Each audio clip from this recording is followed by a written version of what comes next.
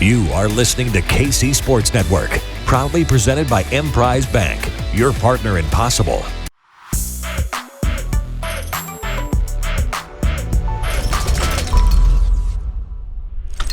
What's up, everybody? Welcome to another edition of 21 Questions brought to you by our good pals at Macadoodles. If you are in the Kansas City area, you need to make your way over to Lee Summit, Missouri. You are going to get the best prices, the best selection, and the best customer service. They're going to recommend something tailor-made for you, and you're going to walk out the happiest that you have ever been with your liquor store experiences. I guarantee it. I will stake my reputation on it.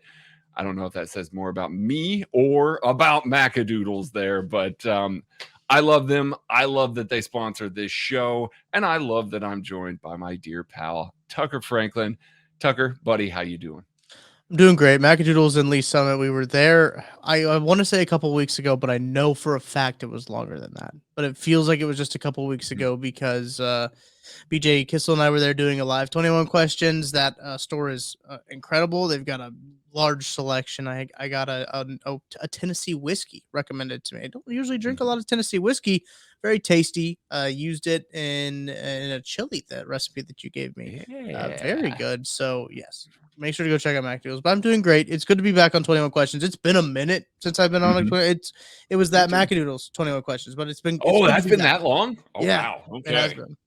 Well, I'm glad that you're back, buddy. It's playoff day. I mean, whew, feels good. Feels good to get the break. Feels good to have football back, and it feels good to have all these questions.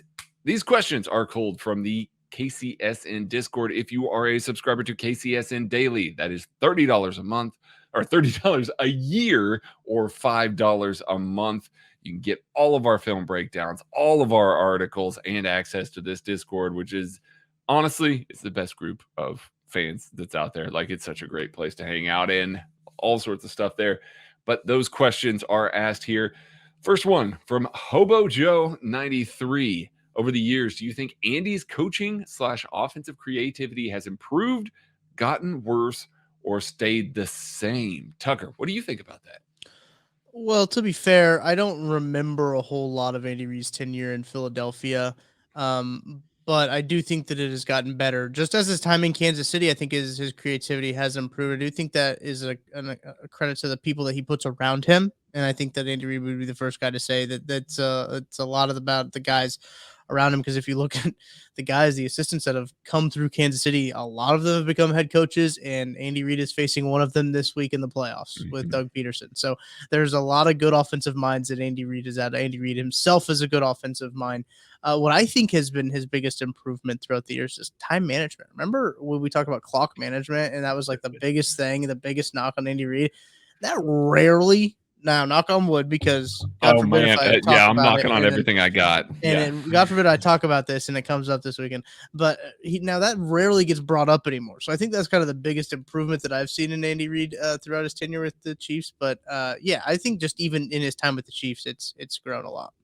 No, I would agree as well. And I think when you're coaching and you're being the primary play caller for that long, and you're still coaching the number one offense in the league, I mean, you have gone through so many evolutions of football. Like, when Andy Reid started, it's not, okay, well, we're going to line up and we're going to run some shotgun and spread formations and all. Like, it's still 21, 22 personnel, line up, try and pound the rock, find little creases and advantages there. And yeah, like Tucker said, you bring in new innovative minds into your organization, and the fact that he's been able to not just learn from them and adopt their play calling, but also put his own twists on them. I think that speaks so much about how his mind works. So yeah, definitely he's grown as an offensive play caller, grown as a coach as well. This year's a testament to that. Like, I get that he's not going to win Coach of the Year. He's not going to get any votes or anything like that, but he did such a hell of a job. Andy Reid's never winning Coach of the Year again, just like Bill Belichick's never winning Coach of the Year again. Like, it's just never happening. But he did such a hell of a job this year that we'll just be flying under the radar for most of this. All right, Mike Denny asks, which is more likely, Chris Jones has 5 sacks this postseason, or He finishes the postseason still with 0 career playoff sacks. Tucker, what's your initial take on that? I think it's 5, and I don't, and just because I think that Chris Jones has been on a tear recently. I saw the game against the Raiders, him playing out of his mind. The sack that he had on Jared Stidham, I think it was his first sack. Jared didn't see it coming, and he just it was like one of those textbook wrap him up, hit him right in the stomach, bring him down. It was a textbook sack that you see like all Madden is when they do like the animations. Like that's what you see. It was just a good sack. He's been playing really well. Obviously, a career year, 15.5 sacks. I know people are quick to point out that he had an extra game, but he was playing a whole lot better in these 17 games than he played in the 16 game season. So I really like the momentum Chris has going into this postseason. Absolutely. He's getting at least 1. So by default, it's got to be 5. Like I said in the game preview, Chris Jones is a man on a mission. Like he wants to get rid of that albatross. He's been thinking about it all year. He's been thinking about sacking Joe Burrow in the AFC Championship game, in that playoff game, and making a difference for this defense for a full calendar year. You better believe he's going to come out. I think you saw the raw emotion after those 2.5 sacks against the Raiders. Like, I think that's him just kind of, he knows it. He knows it's his time. He knows how he's playing. He knows what he brings to this defense. It's happening. So, yeah. Anyway. Love it. Z and Dara, over under 4.5 fourth down attempts by Dougie P this weekend. I think that's a little high, but I don't know that it's that high. Like, I'm not going to. Yeah. I'm almost going to say that it's a guaranteed 3. So you slip in a couple extra drives where he's just feeling it. I can understand how he can get to 5, but I'm going to say under, but just barely.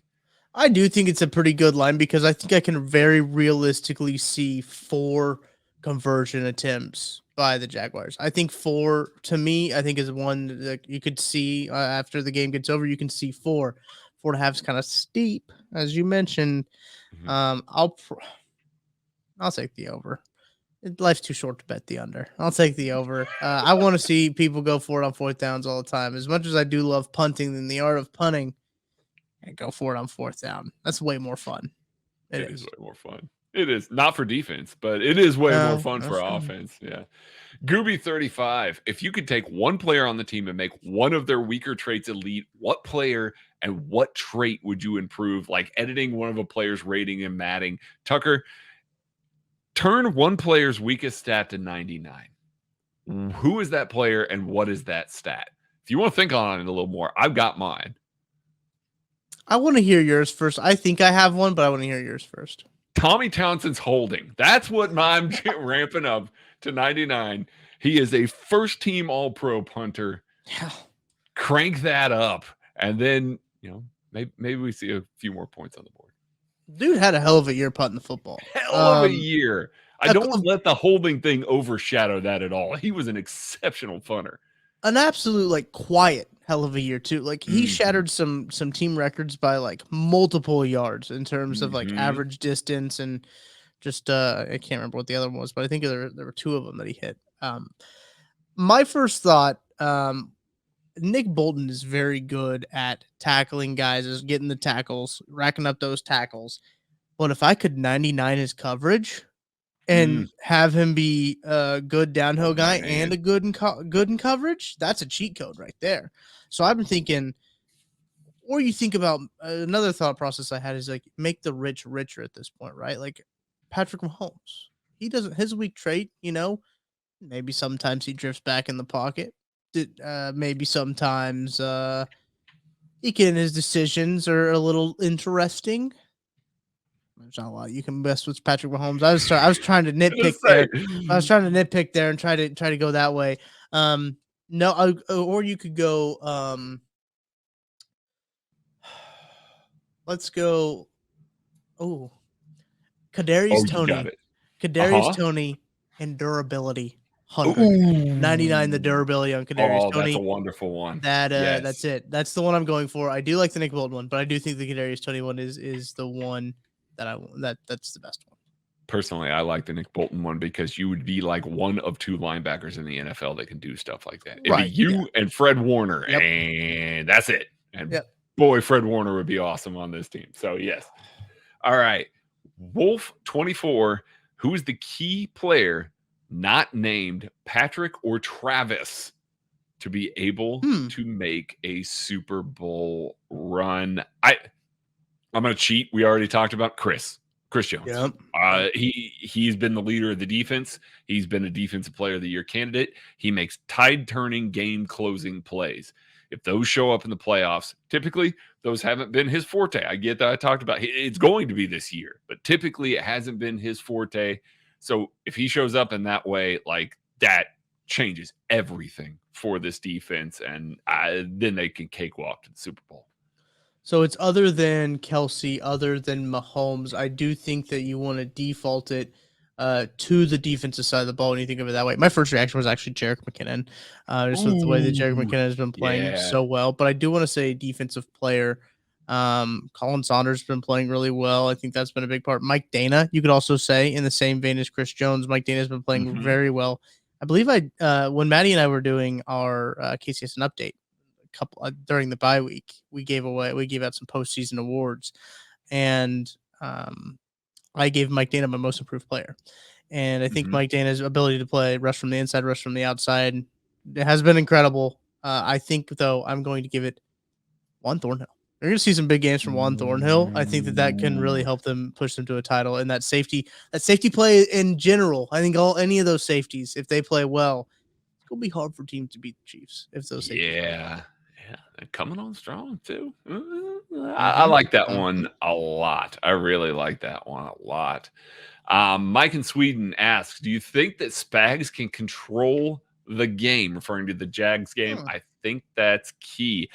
This is going to be a tough one to control. Doug Peterson is really, really good at this, you guys. And I've seen a lot of comments, leading up to this where it's like, well, he emptied the clip and had to beat the Chargers. Yeah, he did. But Doug's clip is a lot bigger than a lot of other coaches. Like, he's still got more in there. It's not like he's sitting back and being like, well, hell, we're going to be screwed this weekend because we showed everything to the Chiefs. No, they're going to come out with a plan tailor-made to try and beat the Chiefs.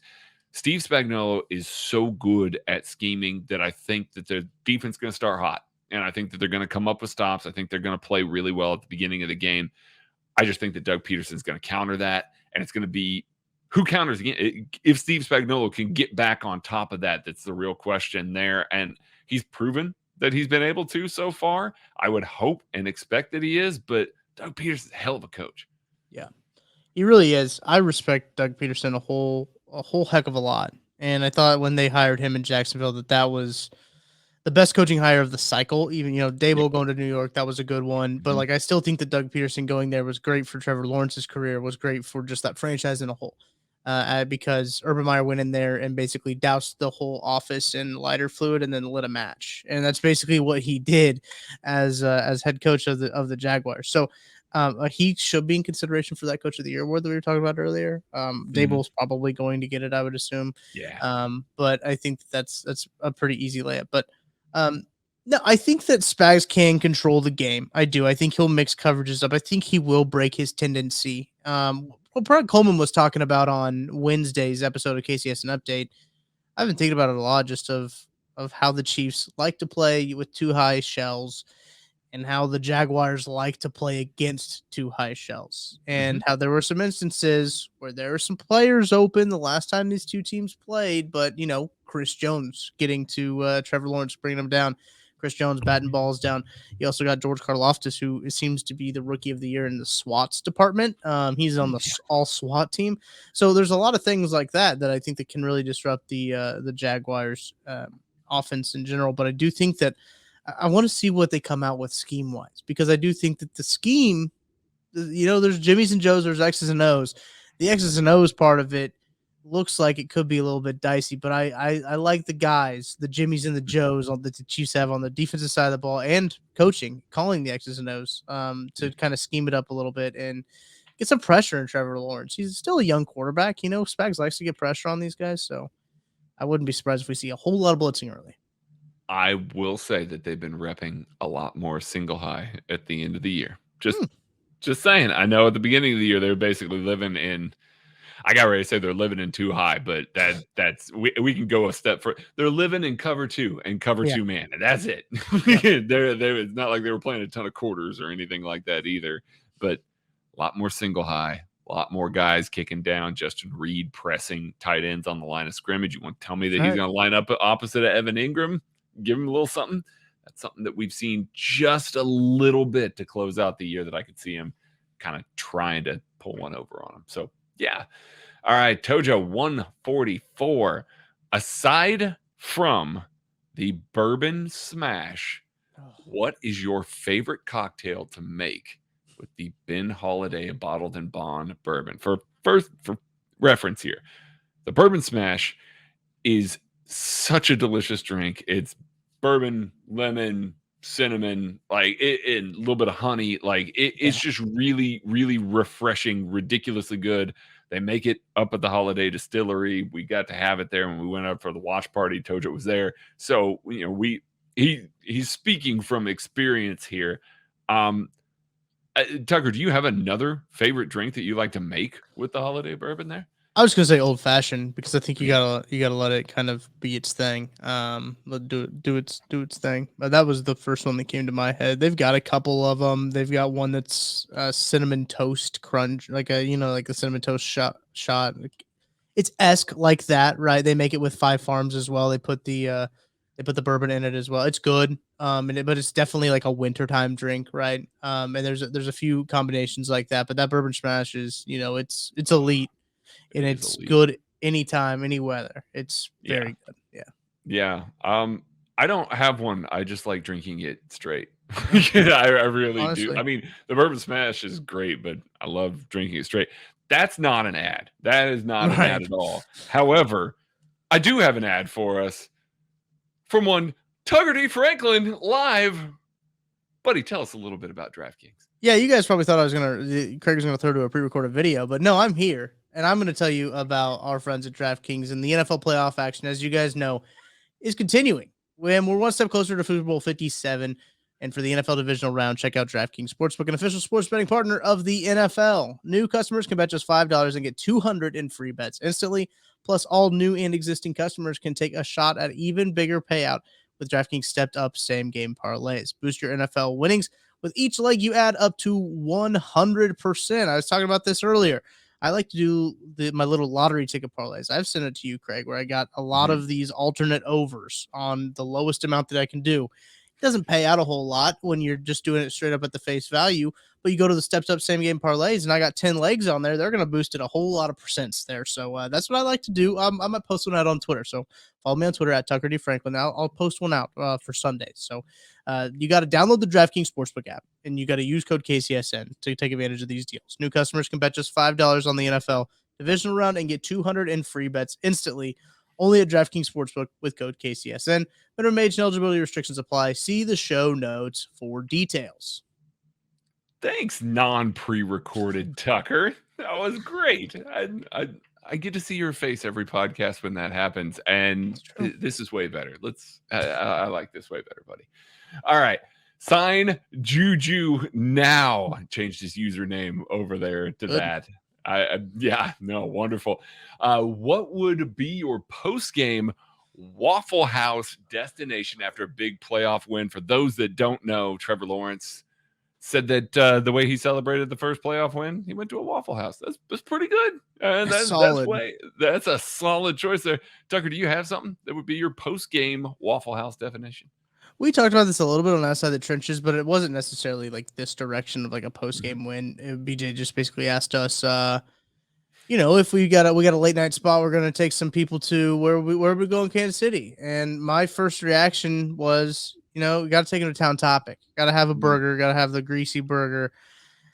And I think that's a solid one. It's open all the time. Always open like Juju, and you got the good stuff like Waffle House is always open. I think that plays a big role into it, especially with the post game W. Probably gonna be late when you got a post game W. So I know there's a lot of great places in Kansas City. I do like the Guys Deli. Got to give them a shout out. Been a Mm-hmm. couple times I've stumbled back there and get some pizza and some. Listen, when it gets as late as it is, they only got pizza for you, so you can't order all Yeah. the nice sandwiches and stuff. But I do like their pizza, like their sandwiches, like everything they got at the Guys Deli. But yeah, I think those two places off the top of my head was a couple of my favorites. I like that you went burger because Yeah. Andy Reid would go burger and I Mm-hmm. would too. I'm on a Westport flea market, man. Oh, I'm dude, gonna go down there and get flea market burger. I know, right? they're Like so good. so good. So I'm heading down there. Not open as late, but 11:15 still pretty good. That's pretty good. But so head Cash down only. there. Yeah, cash only. Make sure you bring cash only. But Mm-hmm. no, I mean, in typical Andy Reid fashion, like, we got to get down there and get a burger for a post game win. Like, has to happen. Has to happen. All right. Positiva Toasty asks, at what point in Mahomes' career will the Chiefs QB2 be younger than their QB1? And this is a topic of discussion every offseason, I feel like. Like, Yeah. you bring back Chad Henne. I mean, obviously, Patrick loves Chad Henne, so we'll do it as long as Chad and Patrick want to hang out with each other. But, I mean, it's going to happen eventually.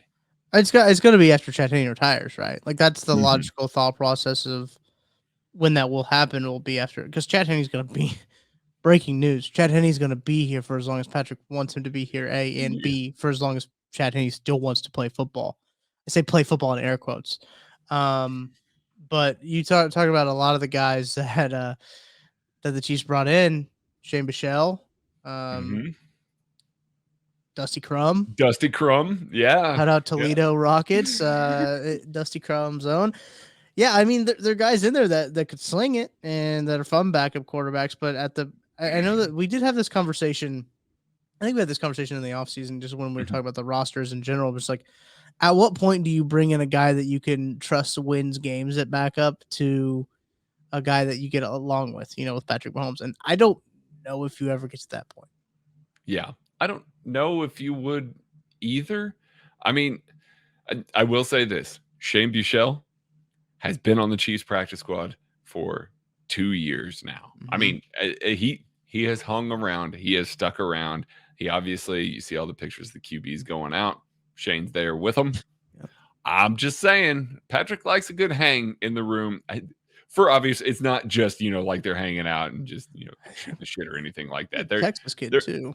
yeah. I mean, like, I can see them being like, all right, we're going to lean into Shane. Shane's bringing a lot of things to the table in the film room. So we feel comfortable bringing that forward there. So it could be in the next couple of years for all we know. They're from the same neck of the woods too, so I wonder if that plays into it. They're from the same Yeah. area. I mean, he went to Texas and he went to SMU, so they probably know the same people down there. I think that probably plays a whole lot into it.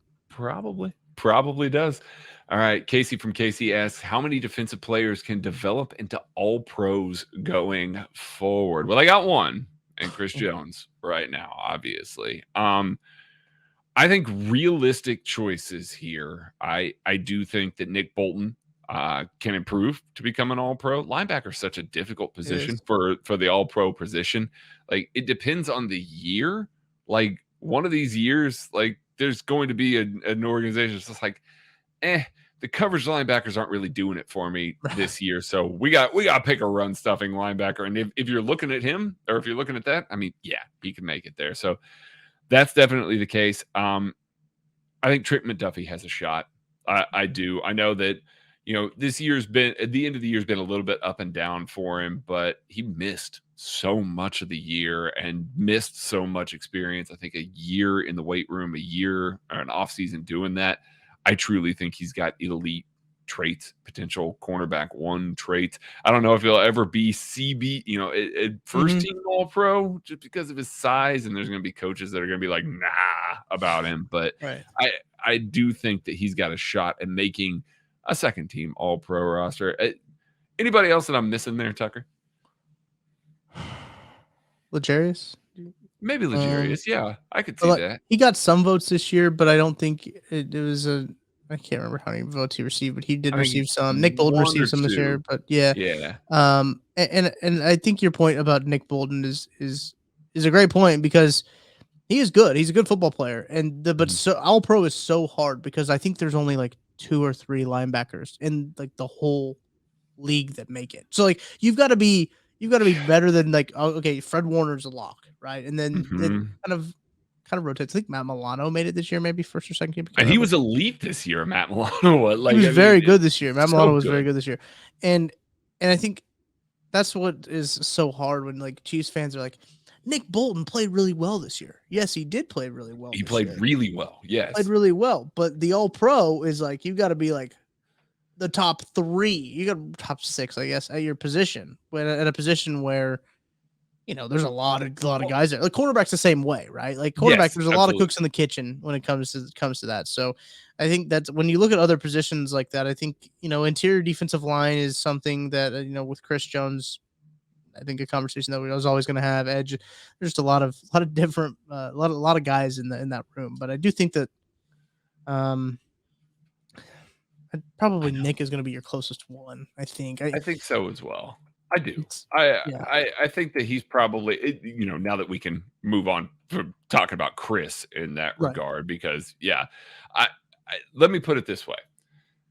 Chris Jones has never been a first team all pro defensive tackle. And I think every single one of us would say that Chris Jones over the past 5, 6, 7 years has been DT2 in the entire league. Yeah. Absolutely, unequivocally has been that. And he's never been the other guy selected next to Aaron Donald ever. Mhm. It's hard to make all pro teams unless you're Mitchell Schwartz and then you just win all the all pros and never get nominated for a Pro Bowl, which is the weirdest thing in the world. So, Super. yeah.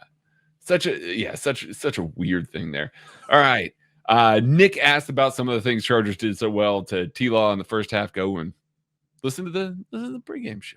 Talk a little bit about some of that stuff, some of the man zone tells that that the Chargers did a really good job of messing with him there early in the game. David Borland, what do you guys think of a future for Brendan Daly? On one hand, a lot of coaches have moved around to fill out the resume and prepare for the next step. On the other hand, he may have been overshadowed by Joe Cullen. I don't know if there's a may have there.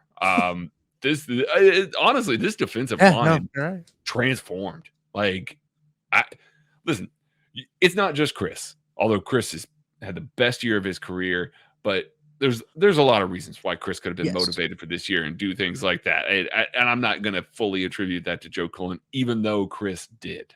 So that Yeah. speak to that. Just look at Mike Dana and try and tell me Mhm. that. I mean, Mike Dana has been exceptional this year. We all know what Mike Dana is, and he played so far above what I think anybody expected him to be this year to the point where you're looking at him and you're going, man, another year. And like, we got to make sure to keep him.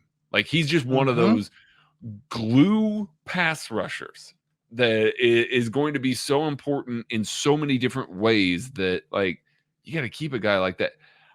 I don't know what that means for Brendan Daly, but I can say unequivocally that Joe Cullen got more out of the defensive line than Brendan Daly ever has under Spagnuolo. And you're not just talking about the edges too. I mean, you talk the edges is the headline, but like Oh, yeah. Colin Saunders, Oh, my Saunders is built, goodness, and like his yes. play has been unreal this year. In a year where Derek Nani didn't play up to kind of what we expected to, but Colin Mhm. Saunders played up to a level where you know in training camp, we saw them sign Danny Shelton. We saw them sign a bunch of other interior defensive linemen that could have potentially took Colin Saunders' roster spot, and it didn't happen. And Colin Saunders played really well. He showed out, and he's been featured in the offense. Even he's Mm. been a guy that You they've reminded me. Now I'm mad again. trying to get the ball to, and I think that that's a testament too of just like how he's been able to play.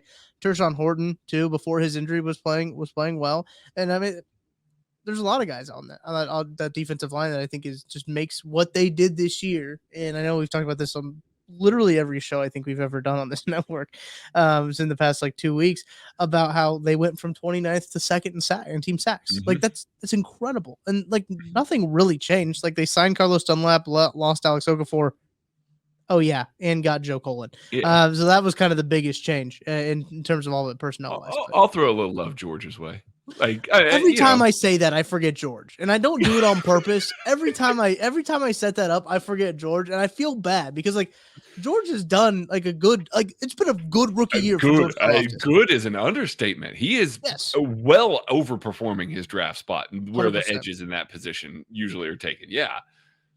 I don't know. I don't mean any disrespect to George. I like George. I don't want people to think I don't like George. Don't make that man mad. He'll swat you.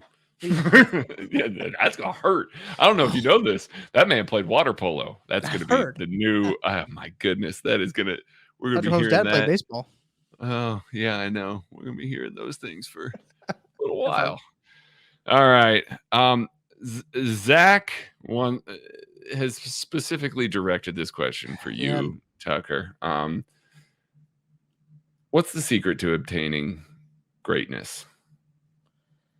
I think that it's funny. I'm looking at it now.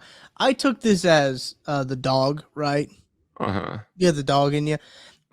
Here's the thing about obtaining the dog: you either have it or you don't, and it's kind of like when you're.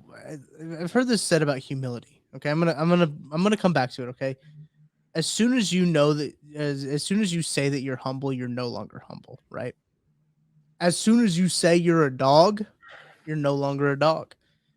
It's one of those things where people know that you're a dog, not because you say you're a dog, because you are a dog. That's kind of what I think greatness, what being a dog, what that's all about. It's not about what you say. It's about your actions. It's about how you live, how you work. And just everything, Isaiah Pacheco, dog, like that guy's a dog. And you just know when someone's a dog and when they're not. That's just simple. It's just, I've got a good dog radar, I guess. You got a good dog. Yeah. That's it. All right, Zach's Motorax. Who gets the designed rib shot on Andre Cisco this game? I mean, okay. Juju came out this week, said, hey, listen, Cisco sent me a DM, no harm, no foul, said, hey, man, I didn't mean to hit you like that. There's no bad blood between you.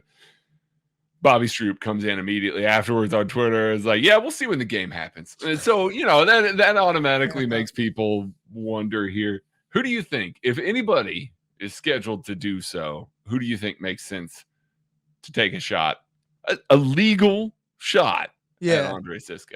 Well, I'm looking at it in the Discord right now, and Zach replied to it, and he said, my money's on Trey. And I think that's a good one. I think that's a good one. You're going to see what's going to be like a screen or something, right? They're going to run the screen to Andre Cisco's side, the throwback. They'll run the throwback with the Kadarius Toney and have Trey get out in space. I think that's a good one. But I kind of want to see him get popped on like a crossing route at it's one of those like crossing routes and boom. It's like did Juju do Devontae Burfict? Yeah, he That's did. what I was thinking. That like something like that. Now, to be fair, not legal. Not legal anymore. Yeah, legal at the time. Not legal anymore. Not anymore. That's kind of what the idea I had going out. But maybe it is Juju. But no, Trey Smith is a good one. That's a good one. I'm thinking a tight end. Like if Jody was active, Jody's gonna finish a block. They didn't activate him, right? No, they didn't activate him, and that's fine. I know, get him healthy. That's fine. But I don't think it'll be Kelsey. I just think that I think that Cisco would have to do something in game for him to do that. Travis keeps it between the lines. I don't think that he's letting that stuff affect him. I don't know. Maybe Blake Bell puts a little extra English on him. I don't know. That'd be kind of fun. I want to see Gray get after it. Oh yeah, just get that man on the move. Yeah, that would be. I mean, the real answer here is it's going to be Creed on a screen, just because, and he's not even going to know that it's Cisco. It's not going to be intentional. Cisco's just going to flash. Yeah, he's just gonna flash in his field of vision. It's just gonna be a bull running right through him. So Yep. yeah, that's probably what it's gonna be. All right, Jacob M. Would the Chiefs get any discount on a McCole Hardman return, or is another team going to pay him as a wide receiver 1/2? If you would have asked me this 4 months ago, I would have said there's no chance in hell that McCole Hardman is signing for any less than wide receiver 1 or 2. This has been such a weird injury. He's out this week, not going to play. Clearly, still recovering from this pelvic injury that he has suffered. I mean, at this point, you wonder, are we seeing him at all for the rest of the playoffs? Is this just going to be something that they're not going to ever have him active, or is this something that that maybe one more week, and it just puts all of his future in question? It's a really interesting injury timeline, situation, everything. And I know that they activated him before his because his practice window was running out, right? And they activated him. And I think he had the setback after he was activated, if I remember correctly, or he might have just had the setback right before they was activated the day of. Because I think it was a Wednesday they had to activate him by like 4 or something like that. Wednesday at 4, and they did it like 3:25. Yeah, they did it at the very last moment. Yes. Then it was one of those things where I don't want to say it seemed rushed, but it felt like they wanted him to be active for the playoffs, right? They wanted him to be active for the playoffs. And I don't know. It's one of those things where, right, Craig, 8 weeks through the season, right? You would have said that McCole Hardman, he was looking like target number 3. He's gone. He's probably going to get Christian 18 to 20 million somewhere. is what I was predicting. Yep. Mm-hmm. He's going to go somewhere where a team needs a wide receiver a little bit more than the Chiefs do. And he still might. I'm not going to put that out of the realm of possibility. I think a team might see him and be like, oh, I wonder what we could do with him. But I do think that his market made it just became a lot Chiefs friendlier, if that makes sense. Just with what he's been able to do. I feel for McCole Hardman, especially in a contract year, to have an injury like this, is to have a setback and feel like you're going to come back and then not come back. And it's tough. It's tough. And mentally, and he's trying to work back. And everything Andy Reid has said is that he's doing everything he can to get back on the field. It's just like not responding. Right. And that stinks. It does. Yeah. Okay. Tucker Franklin asks, somebody asked me my thoughts about the Game of Thrones finale. I need a platform to give my thoughts on it. Watching it. Oh, I'm sorry. I'm not supposed to read that one. Footnoted asked, Tuck, what are your thoughts on the Game of Thrones finale? Yeah, there we go. So I know, Craig, I know you don't watch or you haven't seen Game of Thrones. I have not. It is a massive blind spot. Cue everybody freaking out. It's just a massive blind spot in my watching history. Yes. Which I hadn't seen Game of Thrones. Well, okay, pause. I had seen Game of Thrones. I didn't finish Game of Thrones because when I started watching Game of Thrones, it was the year of like season 8, which I believe was like 2018. Was when the last final season came out. So I was like, listen, I'm gonna watch it. I'm gonna get caught up all the way to the end, and I'll be ready for the finale. That's not gonna happen because that show takes forever to watch. That's what my thought process was gonna be. I was like we're talking like season 2, season 3, and Joshua Briscoe said, stop watching it. Don't watch anymore. The finale sucks. It stinks. They ruined the whole thing.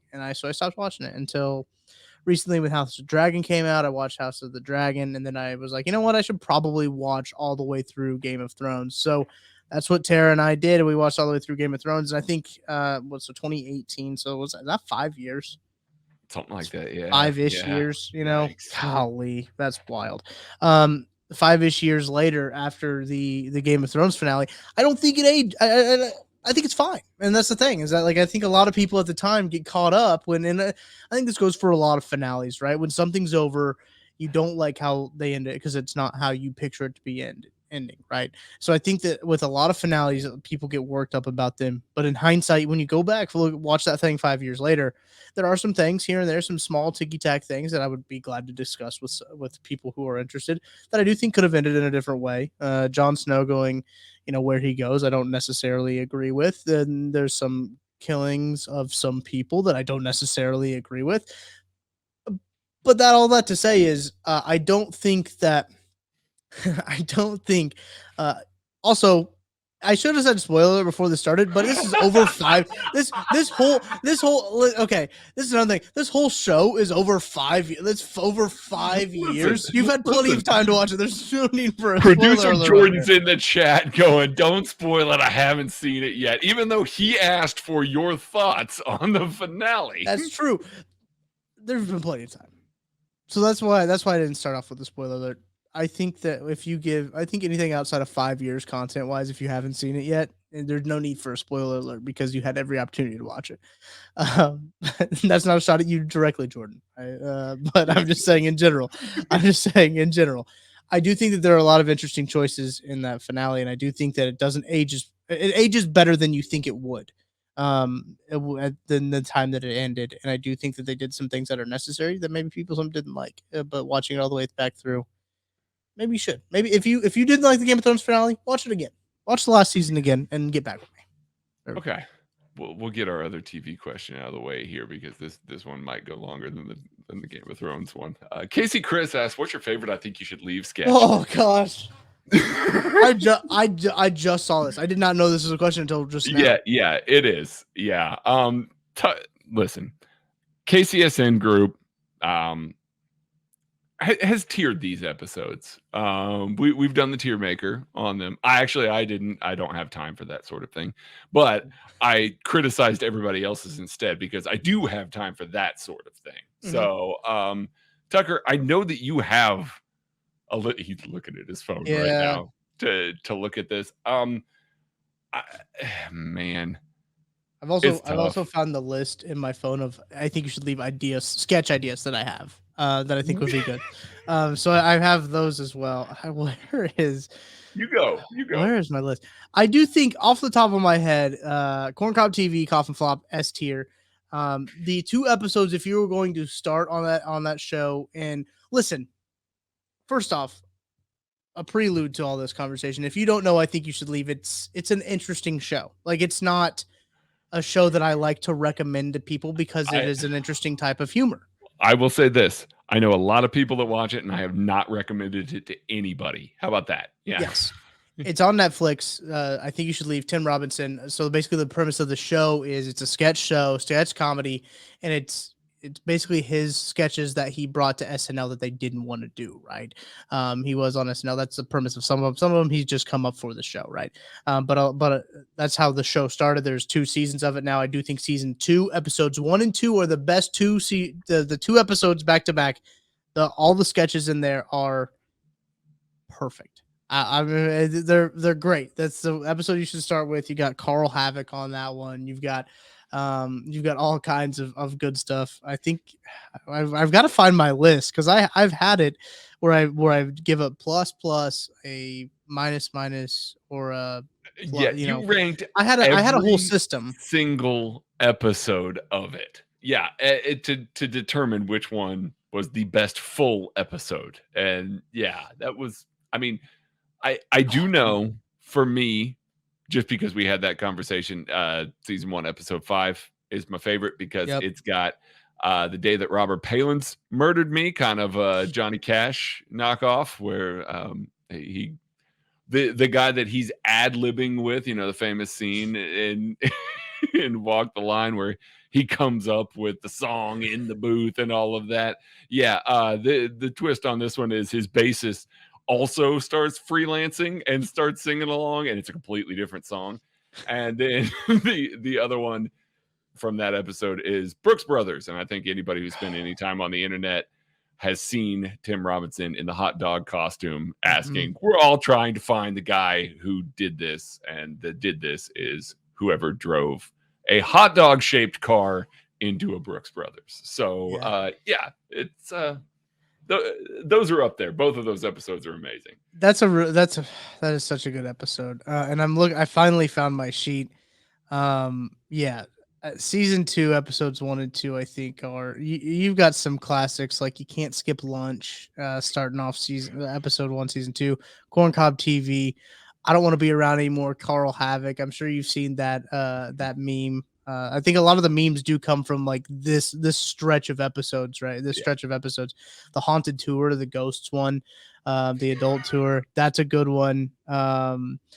And then episode 2 starts off with a little info, like a Shark Tank spoof, and it's a very good one. The Dan Flashes, which I'm sure you these are all going back through these are It's all that memed. you've seen It's memes of. memed. Yes, Yeah. like you've Yep. seen memes of every single one of these sketches. Triples is best, the Bob Odenkirk one, Shops at the Creek, and then Sloppy Steaks, New Year's Eve.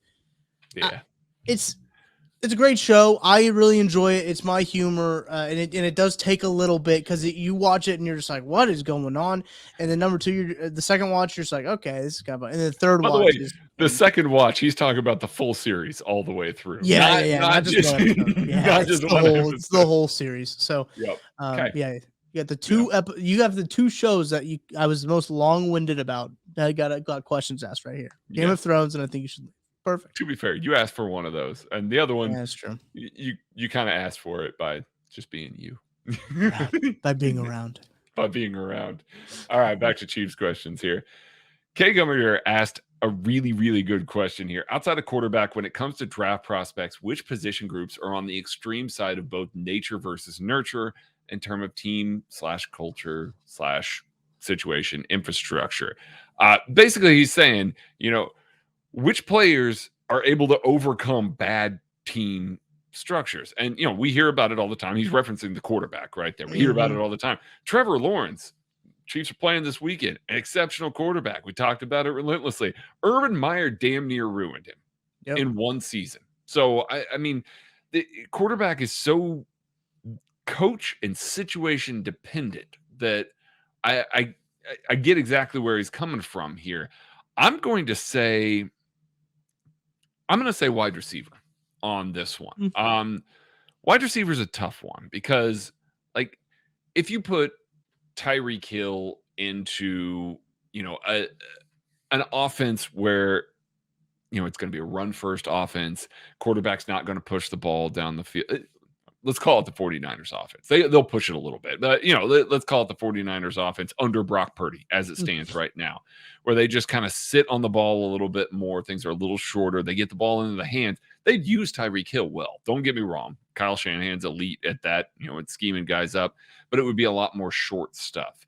You're not getting to use Tyreek to his full ability. And so we look at Tyreek in a completely different light as a player if he had spent all these years under Kyle Shanahan versus under Andy Reid and Mike McDaniel, who I understand comes from Kyle Shanahan, but definitely has more of the vertical game in his arsenal than Shanahan typically likes to do there. So I think wide receiver is probably my choice just because you can get in certain offensive schemes that won't allow certain players to flourish. I think kind of the same side of the coin as you, Craig. I'm going to go with offensive lineman, specifically offensive tackle. I think the tackle position as a whole can be one of those things where if you're not put in the right scheme or if you're put too quick into the right spot, into the wrong spot.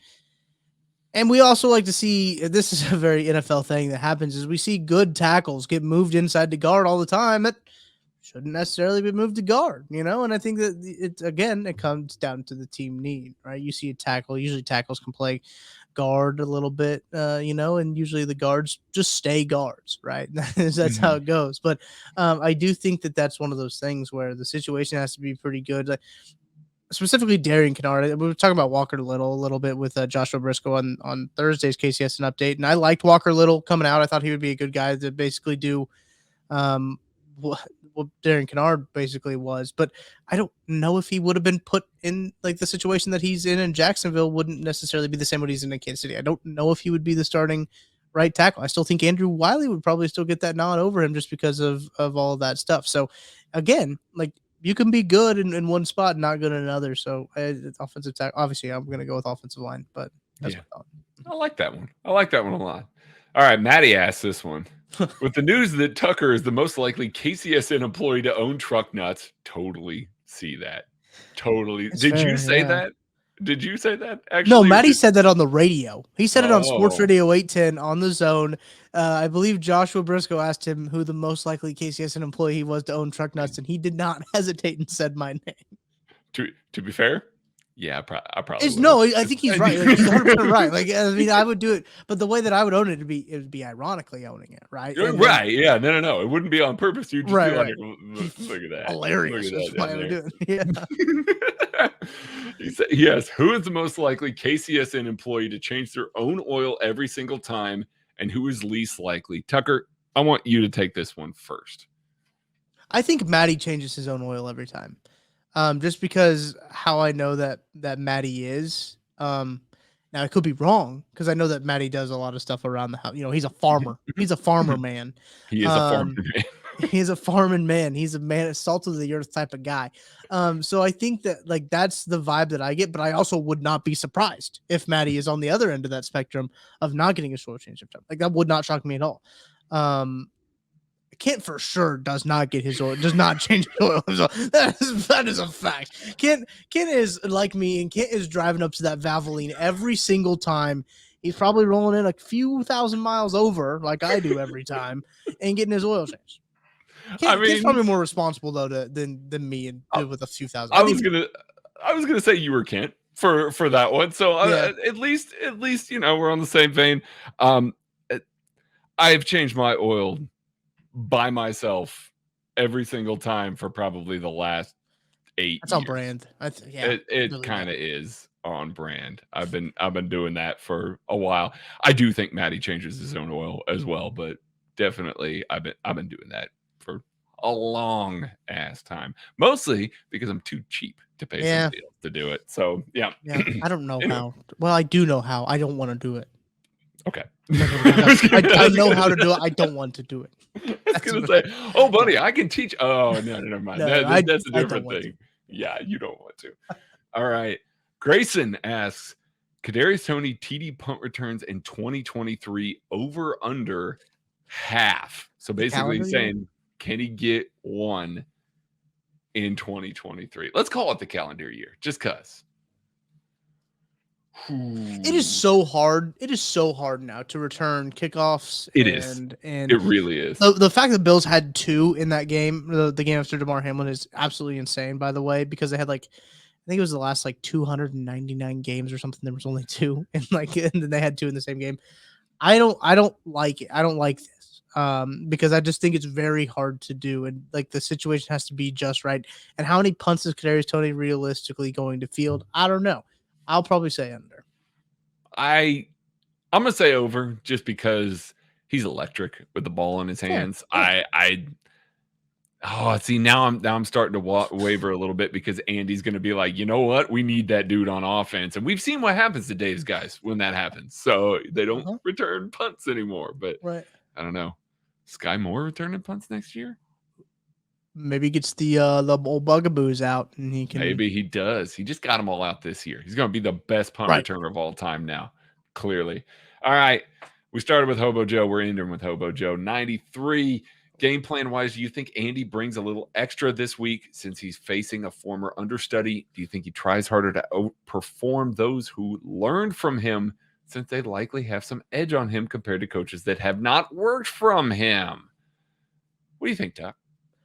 I'm trying to think back. I should have looked this stat up beforehand. You know how like Nick Saban is historically, and now he's lost to Kirby Smart. He lost to a couple of his assistants, but historically, Nick Saban has been very good against his assistants. And I think off the top of my head, I don't think Andy Reid has been that way. I don't think that it's gone that way. In the matchups that I can think. So I think that Andy Reid. Are you ready? Yeah, I am ready. Really good against his former coaches, especially in the playoffs. Oh, in the playoffs. Okay. Yeah. So 19-8, or 24-8 is what Jordan is telling me in my ear. So I think that's. I thought it was a lot worse than that for some reason. Maybe the losses were just bad losses. They stick out. Yeah, maybe they're just bad losses. But no, I do think that that Andy is obviously good. It's the playoffs. We're going to see a lot of stuff. I don't know if it matters who's across from him, though. I think also coming off of a bye, Andy Reid, historically great off of a bye. And everything is pointing statistically in the Chiefs' favor for this one, which I'm excited for. I mean, and there's a chance that Andy could sit here and play Doug Peterson line up against him, beat him again. You know, he's good against Doug. He really is good against Doug. He loves Doug, but you know, there's no ill will towards any of this. Andy is so proud of his entire coaching tree, but there's a chance that he suits up, puts it on Doug, and then turns around and suits up and puts it on Sean McDermott again. Like there's another former coach. There's a chance that Andy could go former coach all the way to the Super Bowl. And that is fun. That's a fun thing to think about. And it's a testament to Andy Reid's coaching tree. Like, it really is the amount of influence that he has had on the NFL. You know, Joe asked about it earlier. You know, do you think he's gotten better? Yeah, he has. And not only has he gotten better, he's groomed these coaches to be such major influences on the entire NFL. We talk all the time about, you know, like the Shanahan tree, which is great, you know, an elite tree. The McVay tree. If you stood next to Sean McVay on a bus one time, you got an NFL head coaching job. Like, there's all of these gigs that come from being associated with coaches, and there's always a new flash in the pan. There's always somebody that's come along that's doing something just a little bit different or a little bit, you know, desirable for a new coach or a new team or a new owner or whatever. And yet it's Andy's lasting influence on the league that it just continues every single year. It just continues. It's part of the reason why we talk about EB getting a job so much, because everybody just goes out, gets head coaching jobs, and mostly are successful. It is rare that those guys fail in a big way. I mean, Matt Nagy might be the one that you look at in that regard. And guys, I'm here to tell you, Matt Nagy's going to get another shot. Yeah. And he's probably going to be good at it. So it's coming. So I do think that we're going to see Andy come out, put it on a former coach, not in a malicious way. He's not going to be running circles. You're not going to see snow globe out there. No. Nah, not going to see it. But I think it's going to be a good one for Andy this week. You got me thinking as you were going. I was thinking about Brian Dable. Brian Dable was with the Chiefs at one point, but he was 2012 is what I'm trying to say. The year before Andy Reid got here. So I was thinking, well, was he part of the Is there a way? He can go all three, but no, after that, no, it's Andy Reid's tree is something special. And when we get to the end of all this with Andy Reid, we might be looking at one of the best trees of all time when it comes to coaching ranks in general and success. And, you know, the Belichick tree is kind of withered a little bit with just the recent success of, you know, Bill O'Brien and what he did in Houston, and other coaches not having the same success as he had. I think if you consider Vrabel part of the Belichick tree, which I think is probably fair. Yeah. He's kind of his own man, but I think he has good though. He's really like that probably might. That might save it. Yeah, like that's what I'm saying. Like, that might be the one that does it. But yeah, but I mean, you're right. I think Matt Nagy's going to get a job. I do think Eric Bieniemy's eventually going to get a job, whether that means he has to go to Washington and be an offensive coordinator first and then get a head coaching job, which would be absolutely ridiculous, by the way. But if that's what he has to do, he's going to get a head coaching job in this league before it's all said and done. And then there's just going to be, I get asked this question, who'd be the offensive coordinator if those guys leave? And he would find somebody else. And like, there will be somebody else that'll come up and Andy Reid will make it to the next hot head coaching candidate. It's just the way of life at this point. I mean, think about when the Chiefs signed Kafka to be their quarterback's coach. And it was just like, oh, Mike Kafka, I remember that dude. And, you know, a handful of years later, now he's offensive coordinator for the Giants. By the way, Brian Dable killed his coordinator hires. Just absolutely. Wink's the obvious one. Like, you get it. But, like, Kafka, holy shit. Like, so, you know, now Kafka's going to be interviewing for head coaching jobs. And that's a fast track. Like, it's coming. There's going to be another guy and another guy after that and another guy after that. And there always will be, because Andy is great at finding talent. And so, yeah. He's also great at winning, which is why he's going to continue to expand that gap over his coaches, because eventually he's going to be playing them a lot. So, yep. All right. That's going to do it for us for 21 questions this week. I hope you all please like, share, subscribe this, sign up for KCSN Daily if you want to ask some questions that get on this show. I thank Tucker for joining me this week. Enjoy the football as the Chiefs take on the Jags. Be kind to each other, and we will catch you later.